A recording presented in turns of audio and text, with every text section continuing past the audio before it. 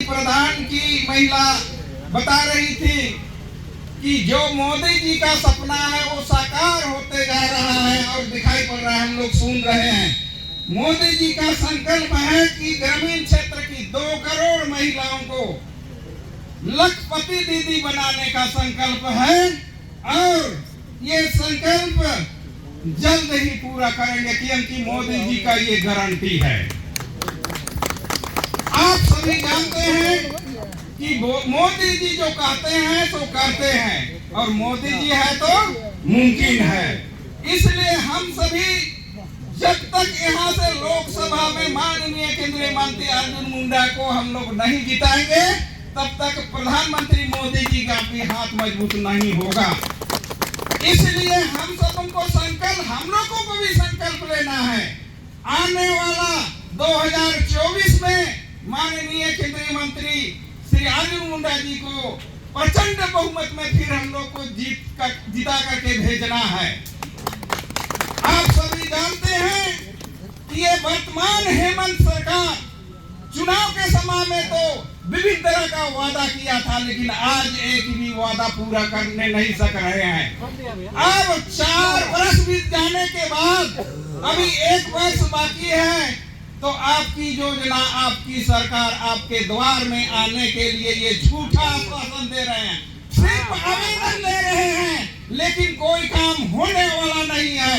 इसलिए ऐसा कर रहे हैं कि इसके दरवाजा में ईडी का दस्तक पहुंच गया है। इसलिए आम पब्लिक को गुमराह करने के लिए इस तरह कर रहा है। कल परसों आप लोगों ने सुना होगा कि कांग्रेस के एक राज्यसभा सदस्य के यहाँ 3000 करोड़ से ऊपर नकद बरामद हुआ है।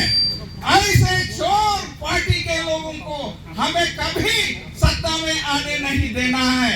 यहाँ भी जैसे छत्तीसगढ़, मध्य प्रदेश, राजस्थान में जब चुनाव हुआ वहाँ भी भारतीय जनता पार्टी पूर्ण बहुमत में सरकार बनाने जा रही है और 3000 करोड़ और झारखंड में 7000 करोड़ का घोटाला का अनुमान है।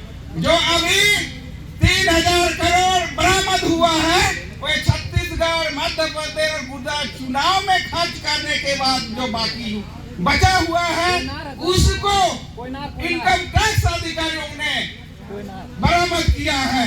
तो इन्हें ये सब चुनाव को प्रभावित करने के लिए गरीबों के जो हित के लिए योजना चलता है उसको कमीशन के रूप में चोरी करके उनको रखा था। इसलिए मोदी जी ने ऐसे लोगों को सतर्क कर दिया है। ये इन लोगों के पास सिर्फ घोटाले का अनुभव है लेकिन विकास करने का कोई अनुभव नहीं है, सिर्फ चोरी करने का अनुभव है। इसलिए ऐसे लोगों से हमें सतर्क रहना चाहिए। मोदी जी गरीब योजना चला रहे हैं।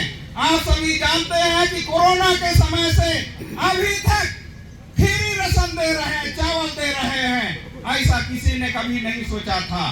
और आयुष्मान योजना के तहत हम लोगों को जब बीमार पड़ जाते थे तो जमीन बेचना पड़ता था, सोना चांदी बेचना पड़ता, बकरी अगरी बेचना पड़ता था, लेकिन मोदी ने ऐसा सोचा और ऐसा आयुष्मान योजना चलाया कि आप गरीब से गरीब अच्छे हॉस्पिटल में इलाज करा पा रहे हैं। उसी पर मोदी जी ने संकल्प लिया था कि महिलाओं को हम सशक्त बनाएंगे, सबको शौचालय दिया, प्रधानमंत्री आवास दिया।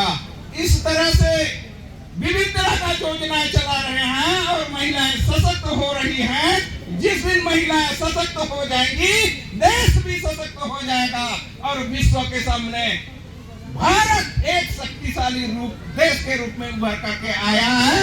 इसलिए हम सबों को आज यहाँ भी संकल्प लेना है कि आने वाले समय में हमें पैसे से बिकना नहीं है, हरिया दारू से बिकना नहीं है।